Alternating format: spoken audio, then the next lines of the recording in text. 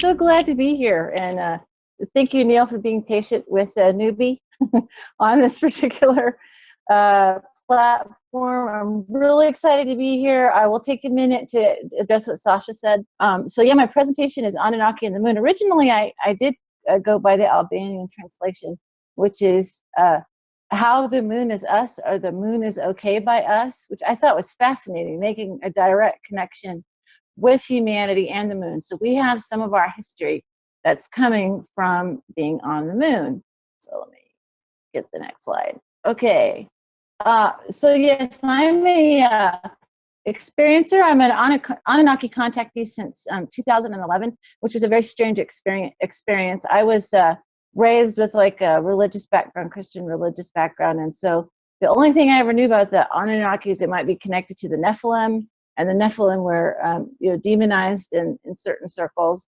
And so I went through a transformation, awakening experience in 2009 and 2010, and began to be contacted. Well, I have part of my heritage is Irish, and part of my heritage is Native American. I'm part Cherokee and Patawomic Native on my grandmother's side.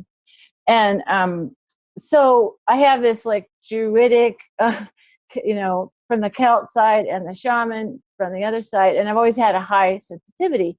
And, mostly what I realized early on is to just keep a low profile, even as a very young child. As you heard in the description, some of my awareness that started at 5 years old.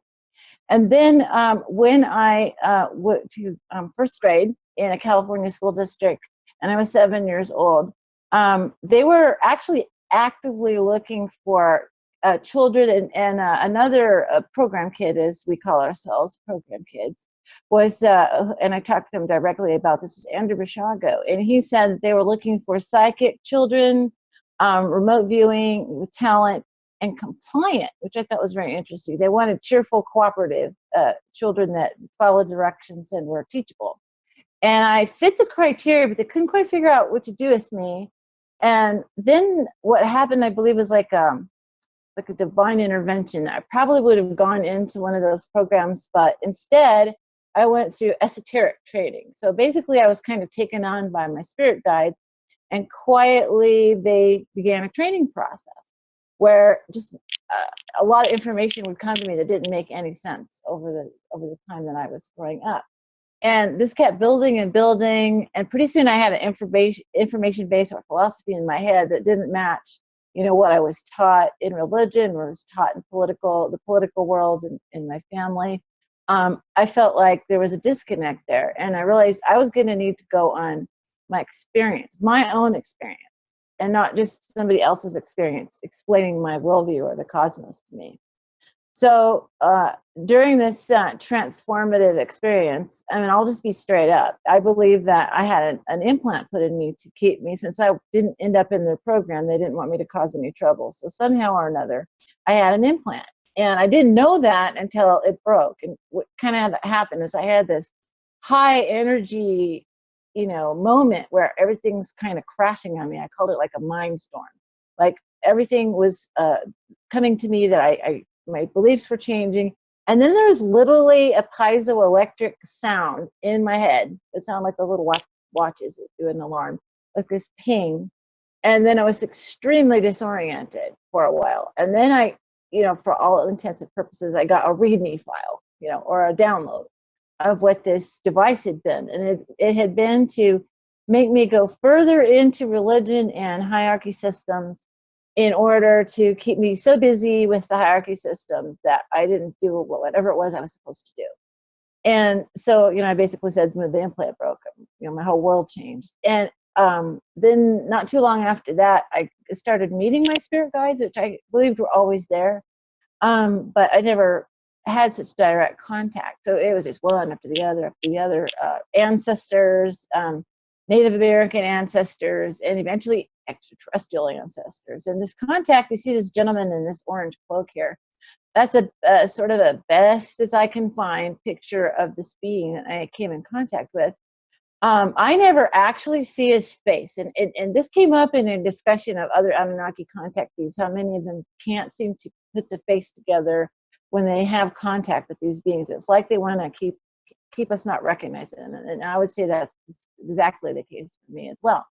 But I was having a personal crisis, again, a few years later. Of course, my belief systems are changing rapidly. They said I would be put on a path of acceleration of my understanding of things that I would have had if I had not been interfered with when I was 7 years old. And so this being came into my life, and he gave me a name, and I'll talk about that later. But I first want to mention that the other things that I do, I'm a host with Aquarian Radio with Janet Lesson and Sasha Lesson. I've learned so much from them about the Anunnaki. I mean, it's just this huge awareness.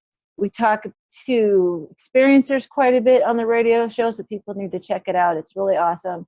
And, you know, the amount of information coming through experiencers is astonishing. It's kind of overcoming the roadblock that we've come through with ufology and exopolitics, where this demanding of proof, and then they hide the proof. So I'm going to get into that. So that's a real important part of my life. And I also want to talk about being the admin of the Lunar Anomaly Research Society, because this is what I'm going to be talking about, is the moon, what's happened on the moon. And our group got up to about, on Facebook, got up to about 7,500 members, and we were attacked. And I've subsequently heard other groups have been attacked in a similar way. We had to close the group down, excuse me, start over.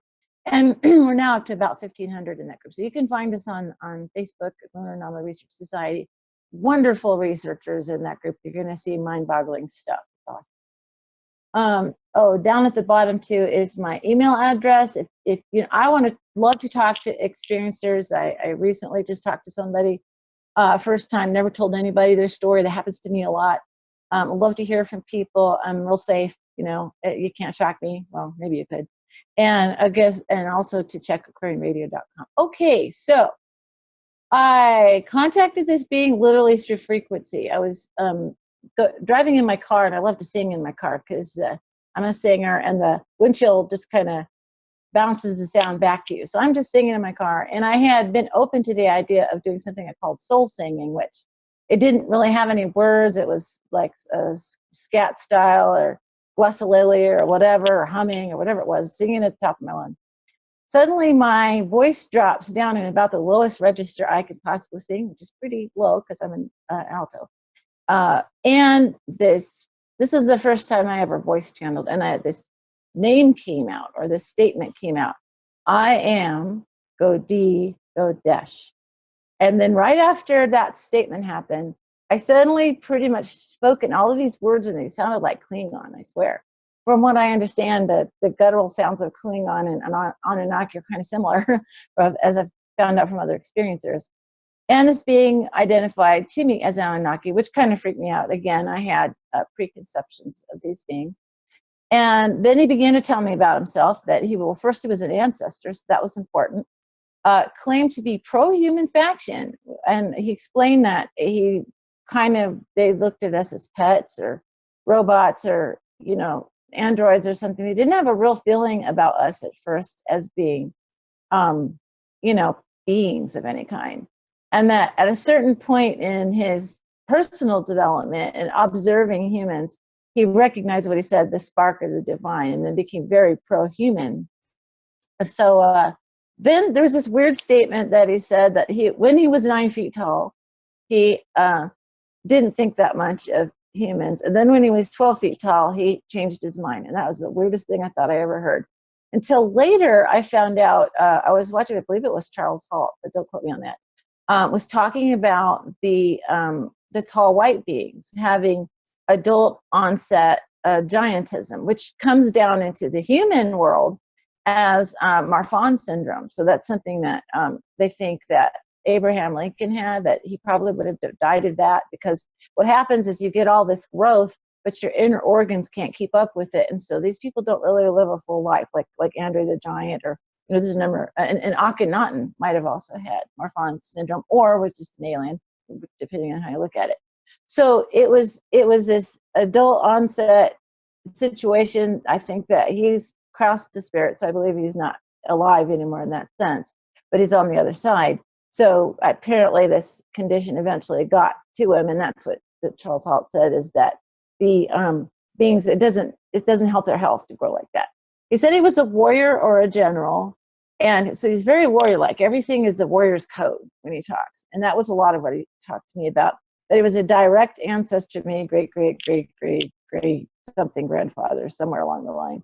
I seem to tune into ancestral mindsets quite a bit, which has been really helpful in me understanding myself and where I come from. And the particular personal problem I had was understanding the divine masculine, because I had been raised in a religious context, and you know, this patriarchal mindset, it just overshadows male and female relationships. And I just kind of lost my identity. I didn't have any feeling about who I was in my sense of spirituality. So I actually got quite a bit of help from him working with me on that, and a lot of confidence, which I loved, because, you know, if you've got a 12-foot tall ancestral alien in your pocket, it gives you a lot of confidence. And he's with me whenever I feel a bit trepidatious, and has been with me actually in the process. It kind of comes and goes in my my inner world.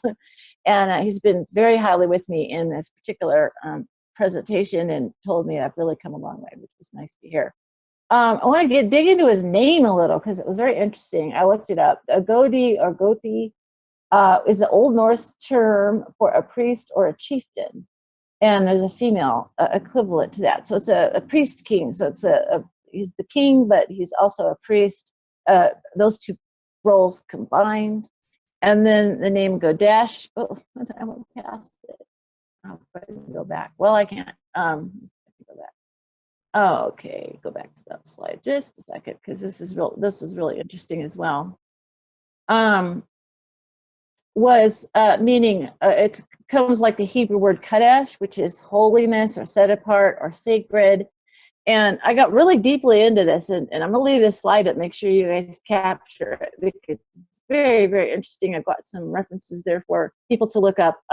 And you get into holiness and the idea of the halo, you know, and if you go further back in how humans express spirituality, the halo actually comes from the areola of the sun, which is going back to the sun deity. So they carried forward this sun deity, you know, ring around his head, and brought it forward through, let's say, the Greek, you know, culture, Roman culture, becomes the Holy Roman Empire, comes into the Christian culture. So that's where we have this idea, and it's holy, hallowed, sanctified, sacred, separate, and separateness. A lot of real interesting ideas in that name. So there's this era, and I didn't go back far enough. Before the Greeks, and this is what I found out from my friend Skender Hushi, who Sasha mentioned, the Albanians and the Romanians talk about a time when there was no moon in the sky. There's the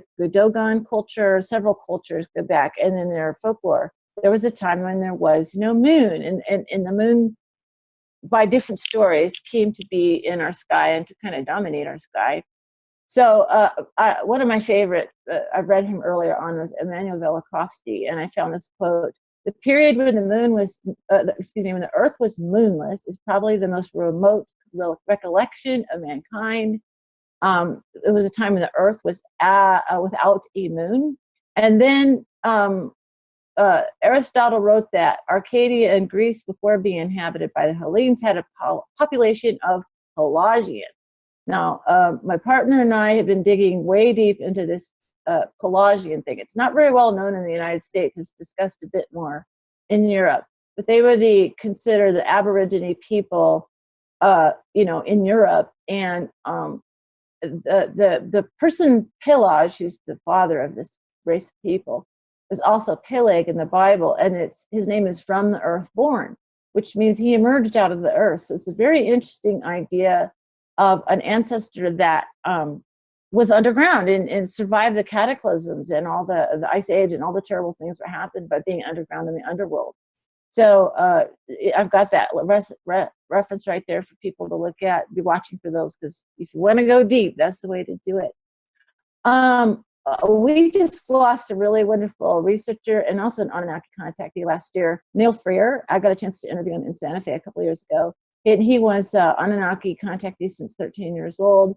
And I have a quote from his documentation let's see, how we got our moon was possibly that on a second orbit through, Nibiru collided with Tiamat, driving a large part of it into what is now Earth's orbit to recongeal as Earth, dragging its moon with it to become our moon with all of its anomalies. And that's what we're going to be talking about, anomalies. And then finally, you know, there's a spaceship moon theory, and this is a really interesting one. Some reference to the ideas that was reptilian race, two brother reptilians brought our moon into orbit. The spaceship moon theory, also known as a Vasan Shwakar-Bakov. Okay, don't even, I should have practiced that before this talk. Shwakar theory. Okay, got it. Is a hypothesis that claims the Earth's moon may be actually an alien spacecraft. The theory was that the moon is a hollowed out planetoid created by unknown beings with technology far superior to any on Earth. The moon would therefore consist of a hole-like inner shell, an outer shell made of rocky metallic slag, and for reasons unknown, the spaceship moon was placed into orbit around the Earth. So very interesting origin theories. That's no moon, it's a space station. Many times our science fiction is telling us things, you know, pretty straight up. They've had things revealed to them. And, you know, if you read between the lines and you know some of these stories, you kind of know what they're talking about. Okay, my next slide. See, there's a wonderful illustration. I'm not sure where it came from. I'm still looking for this, but this idea that it might be a Dyson sphere, you know, where the material is collected around it to make a shell and inside to build technology. So this is a wonderful idea, you know, some people adhere to. So that's some of the questions of our moon. Was it brought here on purpose to be some kind of, you know, base? Is it like a Dyson sphere? In this particular, you know, illustration, it shows that. And when the moon was struck, and that's some, you know, controversy about when this happened. I've actually seen the sonogram of this event that was in the Apollo era, where they had part of the, you know, accoutrement of the rocket that went to the moon dropped onto the surface, and literally the moon rang for days, like a bell. So it had that indicates a metallic shell, which is very fascinating. Let's see, my next slide here. And was it hollowed out by advanced tech? So these are questions that we're, you know, we're all trying to figure out about our moon, which also has a very weird aspect to it. Almost every celestial body in the solar system that we know of, you know, basically rotates, you know. And our moon always shows us one face all the time. I think that's weird. You know, everything else is rotating. We're constantly only seeing the front side of the moon. We don't see the back side of the moon unless we send a probe, or the far side of the moon. And some people say the dark side of the moon, but I must say that the lunar cycle is, of course, every 28 days or so. Eventually, every part of the moon is dark or light. So it's if you want to say dark, it would be the mysterious side of the moon for certain. Okay, next. Okay, so here we're looking at a pre-Apollo artist rendition of the moon, and this is it. It's a gray palette. It's got craters, mountains. There's really not much to it. It's very rocky. You know, is this real? Is this the real moon? And this is what has been presented to us by National Aeronautics and Space Administration, NASA. They're the ones that tell us what space is about, because of course we can't go out there, so we have to depend on them to tell us what's going on. But a lot of people are very frustrated. They've looked deeply into NASA's manipulations, what they're not telling us. And Bob's presentation of the Nibiru thing was awesome. Things that happen around the sun, it's a lot of high weirdness. So so people ask, and basically they've learned that from NASA, you never get a straight answer, never a straight answer, which is humorous and sad at the same time.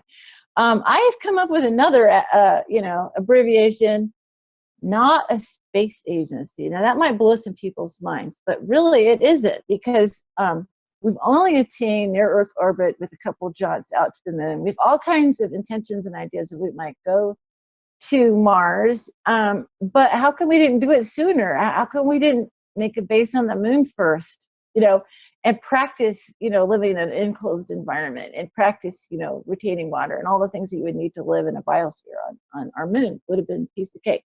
Now we want to go to Mars and bypass the moon. So it's not, it's what I've come to believe is NASA is really a brand. It's really stamps, posters, postcards, missions, and it's got its own little, like its own little bubble. And it really doesn't like anomalists. It really doesn't like people asking questions. It really doesn't like UFO enthusiasts, and it really doesn't like experiencers. So they basically have this, this is science and anything else is pseudoscience. I want to give you guys a great word, pseudo-skepticism. They just simply don't talk about the things that we ask questions about. So they're not really skeptic, they're pseudo-skeptic. So yes, it's this branding situation, and basically they're trying to say the moon is cold, dead, grayscale, colorless, just a bunch of rocks and dust, nothing to see here.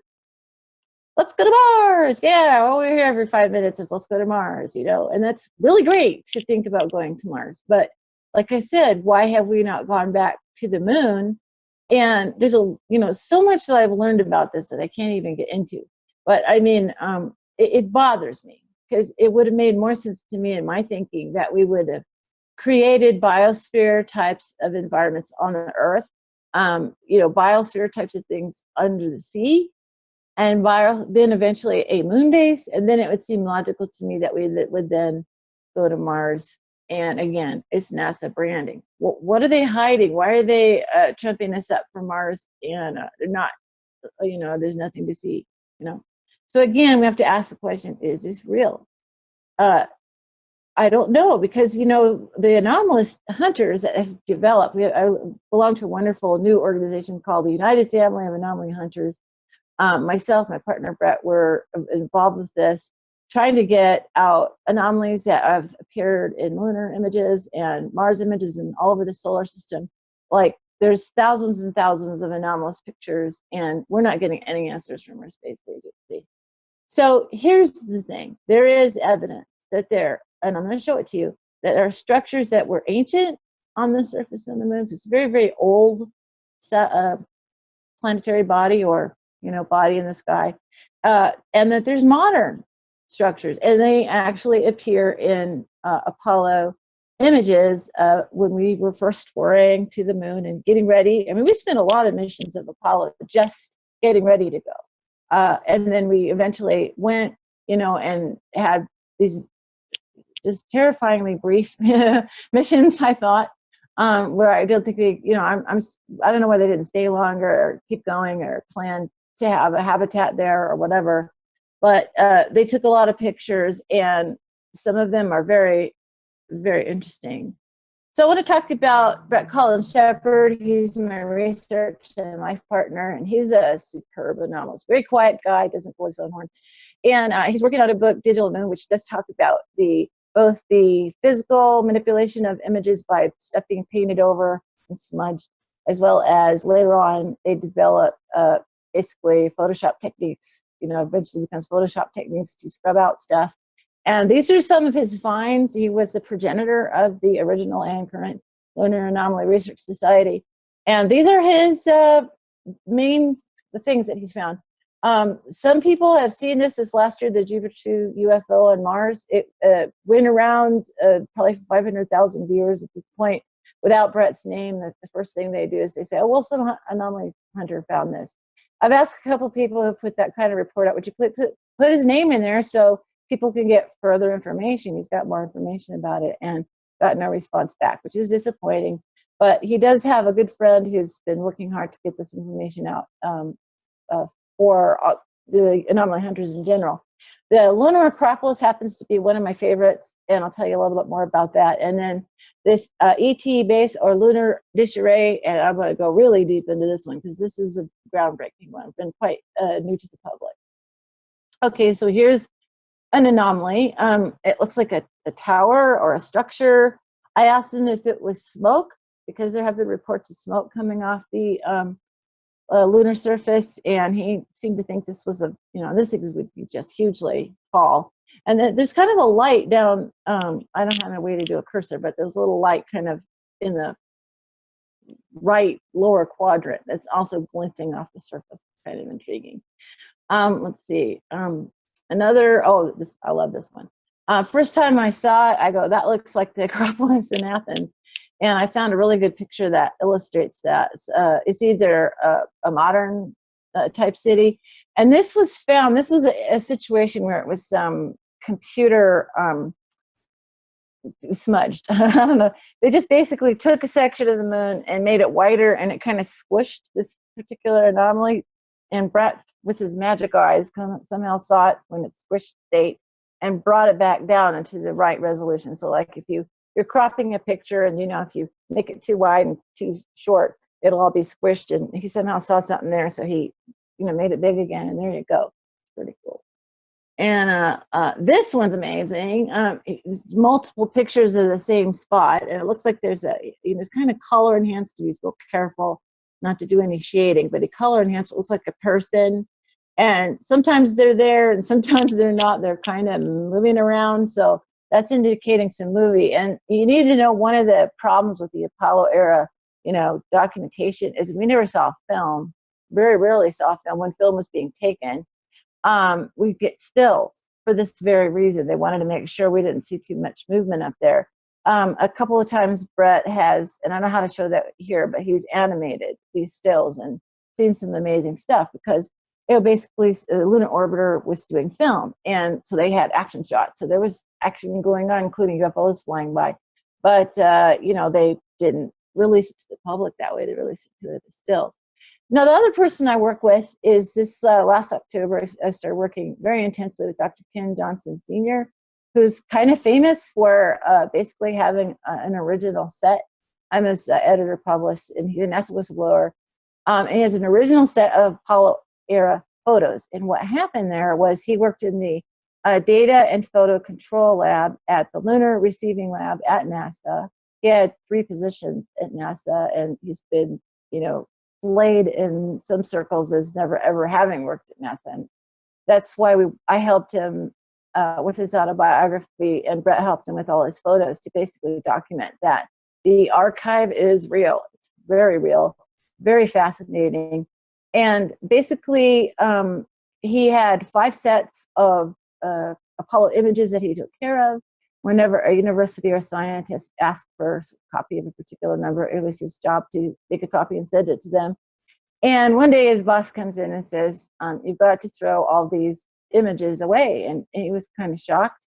And he argued with his boss, and he said, well, can I keep a couple to give to some universities or some scientific groups to study? And I don't know, I believe his boss was just upset about the whole thing. He just says, I don't care what you do with it, just get rid of them.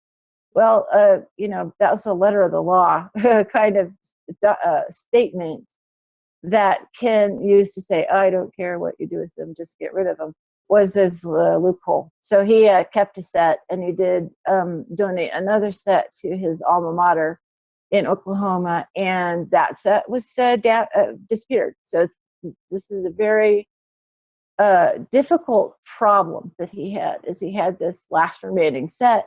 He's had some of his photos taken, or he let people borrow them, they didn't return them.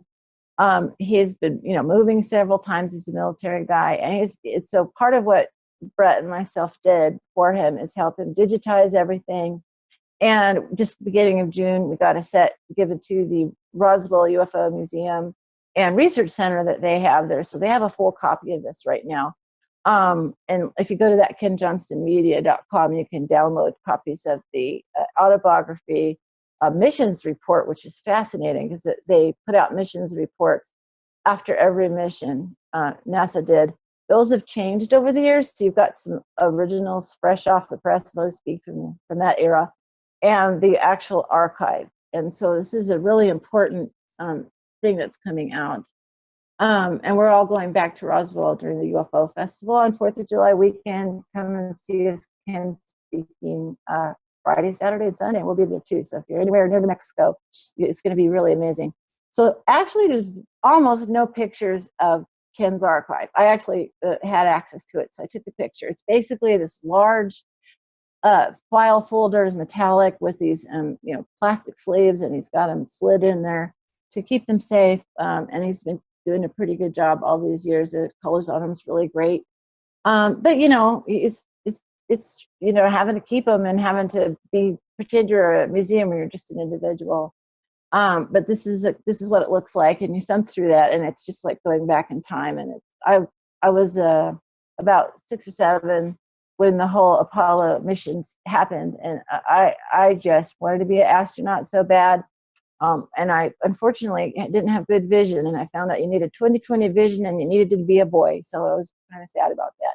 But at least I get to have some work with this information here now that I'm older. Okay, so I want to talk about just a way to understand how this digital or this manipulation goes.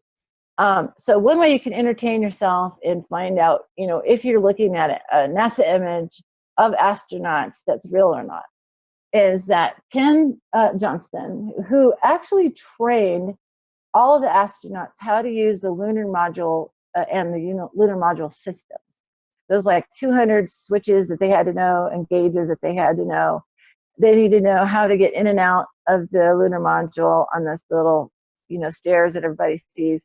Underneath the lunar module was the scientific experiment packages that they needed to deploy and be able to use. And that was his job. And he has his logbook with all of these signatures from the astronauts when he was working with them to do this training. He basically was a civilian astronaut consultant pilot. So he officially was an astronaut. He just didn't go into space. His job was on the ground training, and he was a pilot. So that was his background. So he, flew. He knew how to help them learn how to fly this weird contraption that we had invented. So if you can see on this little astronaut diagram, there's the antenna. Before they came out of the lunar module, they put the antenna up, and it had to be up the whole time, or they didn't have any contact with Houston for instructions and safety reasons. And then just before they went back up the ladder, they couldn't put their own antenna down. They had to do the buddy system there, and so they wouldn't snap it off when they're climbing up, into the hatch. So knowing this, this is a way that you can now look at NASA pictures and have some knowledge. So here's a picture where you see the antenna. In fact, you see stars in the sky in this sort of grainy picture. They told us you can't see the stars when you're on the moon. Well, there they are. But it's important to be on antenna watch. So here's one of the most famous pictures of an astronaut on the moon. It was even spoofed by MTV. It's very famous. And you notice 2 things. One, the sky's fading to black, and there's no antenna. It's like, how's he communicating with Houston? So yeah, so here's the package again, showing this VHF antenna, and you don't see it right there. It's not visible, and the sky's painted black. We know that because we've talked with people who did it. Whoops.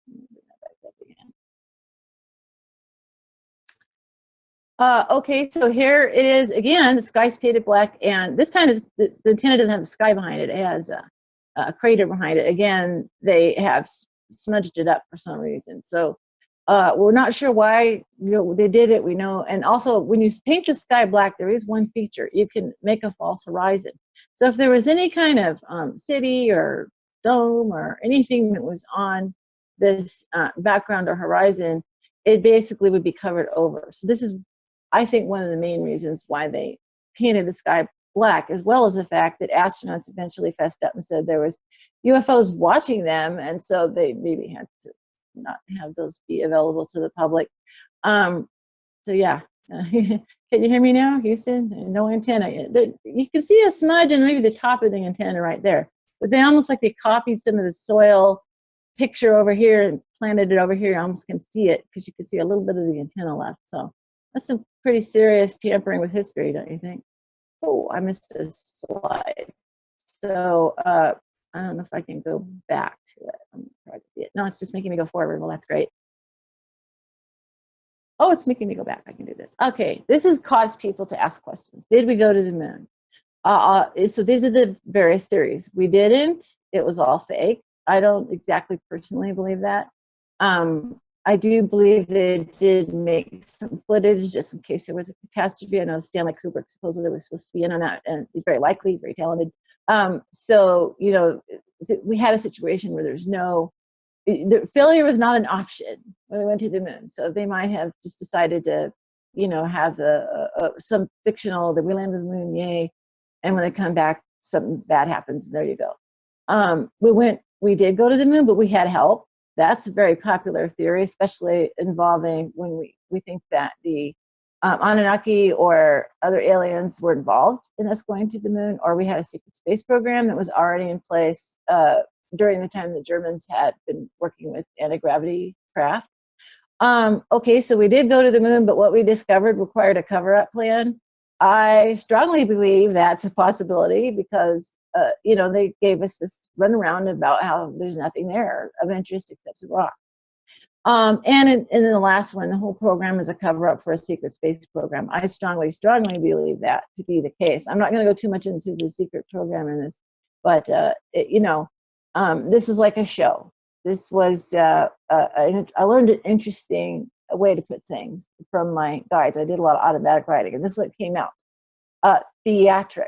We have a lot of theatrics in our politics and religion and in our things that we do, war and military things that we do. Theotricks, the tricks of the god. So they've been theatrically manipulating us for a long time, and now we do it to ourselves when we watch television and mainstream media. I love this slide. I had it in another video, and this is the most interesting statement. Carl Sagan is rumored was part of Majestic 12 that Bob talked about. And he made this psychic prediction, which no scientist would ever do, supposedly before we sent a probe around the backside of the moon. Predicting, right, which I don't think he predicted, I think he knew, whether there would be structures on the moon or alien artifacts. And he said in 1962, forthcoming photographic reconnaissance of the moon from space vehicles, particularly of the back, might bear these possibilities in mind. In the era of caution and credibility in science, that is a very bold statement. And I really believe that he'd actually seen these structures already and was being cheeky with us because we never really did see them, did we? I just want to reiterate, we worked on this book with Ken. I think there's so much in there of value. I hope people check it out. I've gained so much being with Ken and hearing how, you know, that whole era was, and we're having a phenomenal human experience learning from Ken. So this was what came out of the collaboration between Bret and myself and Ken, and that was, Bret's looking, he looks at pictures and he literally stares at them until his eyes get red. And he has this intuitive, like there's something here, and then he finds things. And this picture was one of the original, you know, you can look at it, it's a photo, 8x10. And basically, he is looking at this photo from a camera that was mounted on a lunar module. You're looking at the command module that goes around the moon and never lands. And it's an automatic camera, so it's just like clicking like that. And it clicks this picture, and that is remarkable because I've never really heard of craters that are in a straight line. We've actually had a few NASA people say that with a straight face, that these craters in a straight line.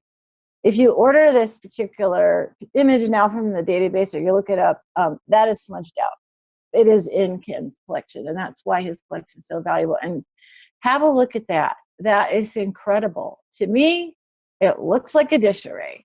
I studied parabolic dish array stuff. I just went out to the big dish array, the VLA, very large array, out in New Mexico, and that is what we pretty much think that is. Seems like dish arrays would be used for multiple things on the moon, gathering, you know, energy from the sun for power, communication. I wonder if they're aimed at us. What do they mean by that? Picking up our television, which I pity them on that one. And so that wasn't the only place that there was some dishes. Here's a spot where Bret found some dishes on the moon. And I managed to find a picture of dishes on the Earth, which gave you that idea of that oblique view, what that looks like. It's just absolutely remarkable. This is in a lunar orbiter photograph, and there's the number. And here's another one that's a dish or crater. So it would be a very odd crater because it has a shadow under it, and it's absolutely perfect parabolic shape. And again, there's the number. You can't find these on the NASA database, but you can find them in Ken's archive. So this was another anomaly that was found. It's sort of a craft that's flying. This is not the command module. This is something else. It's not the command module. It's the command module taking the picture, so it wouldn't be. And I thought it looked remarkably like this particular thing from the Mayan culture, or perhaps a Vimana. And it's in multiple photographs. There's a couple there. And it's sort of upright. Okay. Now, this is an interesting thing. It's cables on the moon. So it's a little hard to see in this picture, the way it's oriented. I'll try to get some close-ups for you. But it's basically these cables, large, huge cables. And this one is terminating into this large light. So we don't know what those cables are for. It could be some kind of highway or transportation system, communication system. Like here it is, it's terminating, it kind of swoops under, down the hill and under and up into this tower. I think this tower looks a little bit like a Tesla tower that he did in Colorado. It looks, except maybe with the bigger tops. I think it was very interesting. Here it is close up. So there you see the cable coming down, and it just kind of hits the bottom of this tower. And this, you know, if they're trying to be shy up there, they're not doing a good job with this giant light that's going right there. So there's a lot of speculation amongst our team on what that is. Here's another one that's kind of fun. So you have an astronaut taking the picture. You have an astronaut standing in front of the lunar rover. And what's that off in the distance? What's that about? I think I got a close-up of the guy. It looks like the Stay Puft Marshmallow guy. But yeah, there's this figure in the back. And you have to be very tall to be on that horizon line and be that size. So these are some of the anomalies that are coming out of this collection. And we really haven't turned this over deeply to our, we've been so busy just getting it preserved, we haven't turned it over to our anomaly friends, and they're getting very excited just what they're seeing. So meanwhile, back to the Anunnaki and ancient ruins on the moon. So that's kind of the modern stuff, right? So an indication there's somehow modern technology on it. Here is, oh, I hit it again, wrong again. Let's try and get this right. It's a little smudgy. I'm sorry, that's the resolution they give us. Luna City, this was discovered by Bret Colin Sheppard, and I'm going to guide you through what you're looking at right there. He did a great diagram. There's an effigy of statue here. There's stars in the background. This whole horizon line was painted over, so you could not see this particular thing. But in the original photograph, you can see it on the horizon line. There's a wall. It kind of comes down to it's sort of an octagonal or septagonal kind of wall. And it comes down, there's an object there with a shadow. This wall has these huge circles in them. We're not sure if they might have been water cisterns or something. There's these structures with pentagon walls right here. There's a real tall one right there. It looks like you know, I've seen pictures of some islander structures that they do just to kind of keep off the rain. I don't know what that's about, but it's very, very large structure right there. Some inner walls and rooms. You see the other wall on the right-hand side. These pipes, and you get a closer look at those, and I don't know if I've got a closer look at these large, like irrigation types of pipes. And then I worked on trying to understand this fallen head statue here. It looks like a effigy or something on its side. The city looks pretty damaged or eroded by time. It's pretty amazing. And again, it was painted out of the original picture. That's kind of what it looks like. So here's what blew my mind was this effigy looked like what's called the Romanian Sphinx. And if you know anything about this part of Romania, this Sphinx is over an underground base, and underground is written, this is written up in a book by Radu Sinamar and brought to us by Peter Moog. In English, is Transylvania's Moonrise, Territory Sunrise. There's a whole series of books there about the Bashigi Mountains and this Sphinx. And underneath is this underground base with all kinds of holographic technology that they found, and tables and chairs for people that are 9 feet tall, really tall. And so, you know, you feel like a little kid, I'd imagine, being in there. But this is a real interesting story. I've talked about a few times in other locations, but I just was just amazed how similar those two sort of statue-like eroded statues are like. So, you know, we got to talk about underground base, because we're seeing some things on the surface, but we're not seeing a lot. It looks like a post-apocalyptic sort of thing from the past with some maybe recovery and use of technology in the future. But it seemed like it'd be kind of convenient to be underground if you're on the moon. You know, I think the moon likely has real estate underground that's still intact. I believe there is a moon base. I don't know if humanity is part of that moon base or not. I believe that it's primarily under ET control. And you know, it might be shared, it might be shared operations. You know, my research kind of goes into it, but I just have a feeling that about the underground story.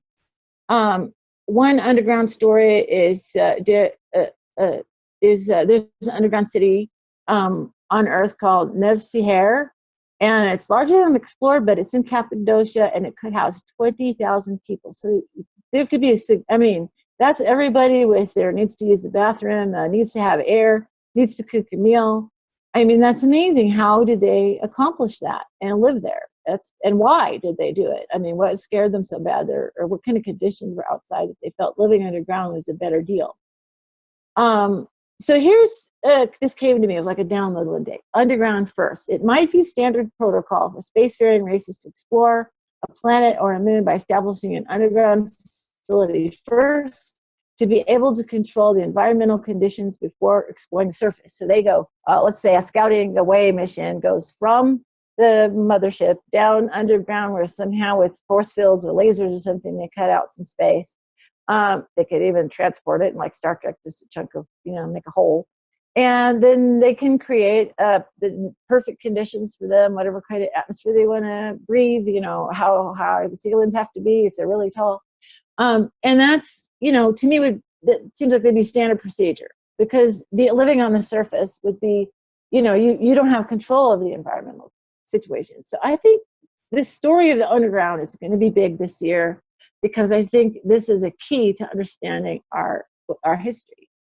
They're in Kuyus, of course, very famous, again, huge underground area. They had a very interesting, you see this in, I believe, some shows about the underground, where they had the ability to defend it by walling out, like if an enemy tried to overrun them. Of course, it's like a labyrinth, how they're going to find their way around. And also they could corner the enemy and block off doors quickly and, you know, protect themselves. So they either had a direct attack from enemies, or they had some kind of cataclysmic. There's a lot going on that make you want to leave the beautiful sunshine of our Earth and go underground, and maybe it wasn't so great on the surface. Let's see. Okay, my slide stopped. Why did it stop? Gonna have to bring back up again. Everybody still with me? Let's see if we can get it back again. Well, I don't know why they stopped. That's very interesting. They don't come back. I see you going back and forth on things, but you can just select it and start it up again. Yeah, I'm doing it. Okay, so far so good. How much time do I have to on that? Let me check. Hold on. All right. Because I did want to get into. You go till 12. You go till 3:10, and it's what is it? Like you have 9 minutes. Okay, I'm gonna go very quick to this stuff, because I did want to address what the Linkage Institute. That is a story that's unfolding. I was part of what's called the Latter-day Airborne Group, and several of us have coming out that we were involved in these programs, and definitely want to talk about it at a future conference. So living underground could be very pleasant. It didn't have to be rocky. Okay, I actually discovered an anomaly. I want to share it with you. It's really fun. This is an Apollo 16 mission picture. I was able to have a digitized copy of it, so I was able to zoom in really well.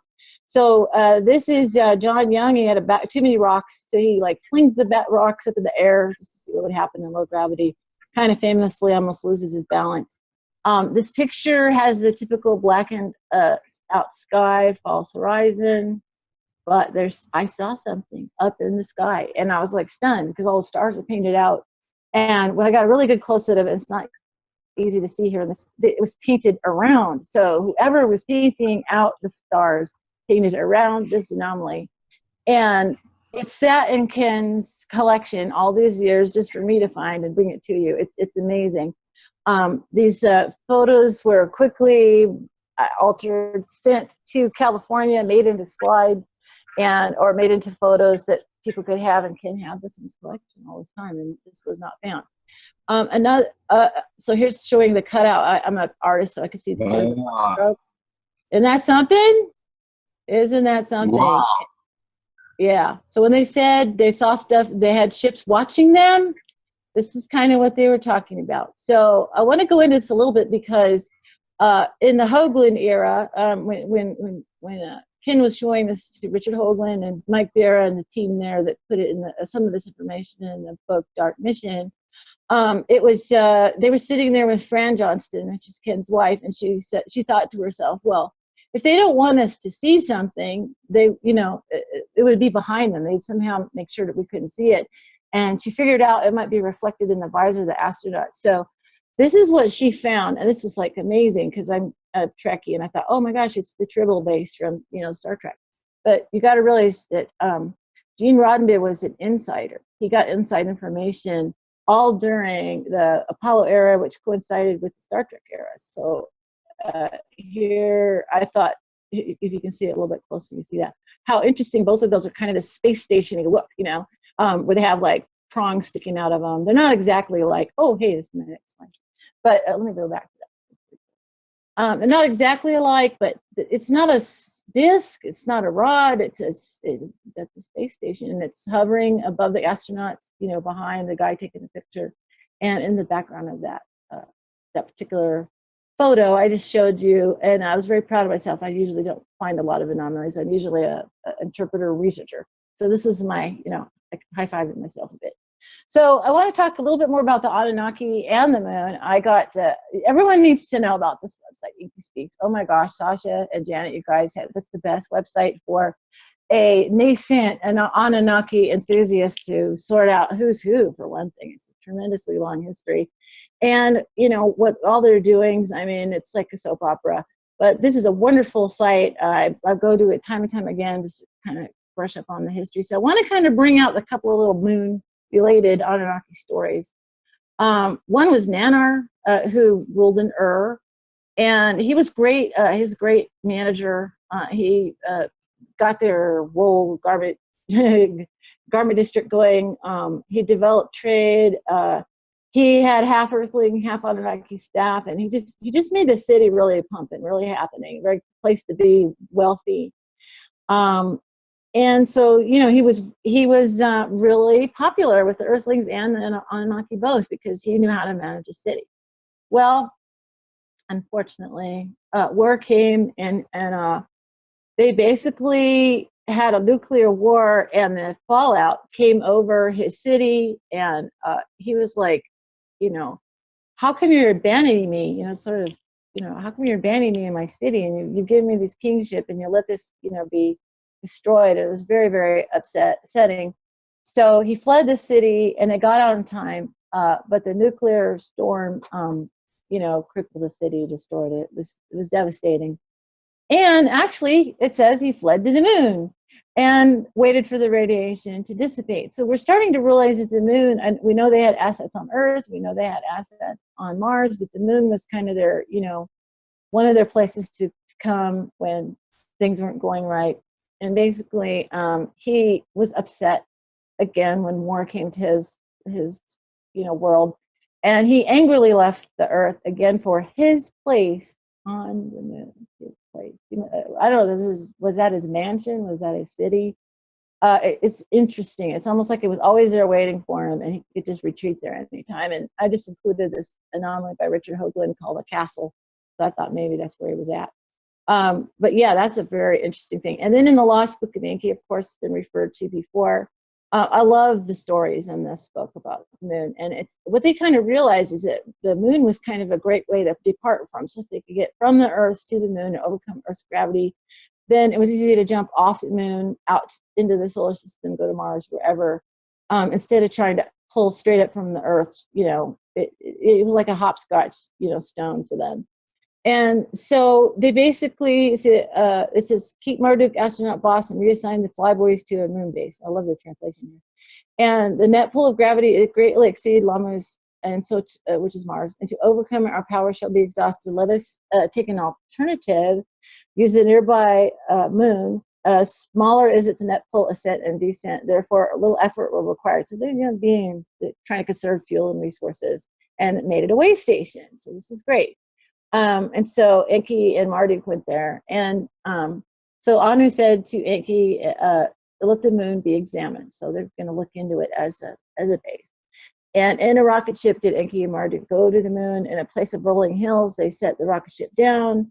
They had to use their Eagles helmets, which were some kind of space helmet to breathe because the air was very, well, some people say they don't have any air.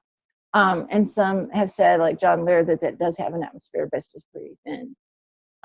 Let's see. So Marduk's father's brother Enlil gave Marduk rule of the transshipment facility on Mars, but of course that was destroyed. So Marduk lost his command, so he's kind of put out. So they put Marduk on the moon, and they surveyed the moon as an alternative base. On the moon, Enki gave Marduk vast scientific information. He told Marduk he'd help him reclaim his right to rule. So they set up base. So this is a really long time ago. So again, an ancient, and then I love this poetic section right here. Let the moon be first examined, the king they did advise. Let the moon be first examined. Honor to Enki and Enlil, the decision beamed. Enki was greatly joyed. The moon to him always was alluring. Whether somewhere waters it is hiding, what atmosphere it possesses, he did always wonder. In sleepless nights, its silvery cool disk with bewitchment he observed. Its waxing and waning, a game with the sun played, a wonder of wonders he deemed. What secrets from the beginning it held he wished to uncover. And that is exactly how we feel today. We really, it's a mystery to us and still unresolved, but just hoping through this effort of people asking questions and finding anomalies and embarrassing the powers that be, that we actually get some of those questions answered. And so finally, I just want to thank everybody for this opportunity to interact with you, to learn more about the cosmos we share. Thank you so much.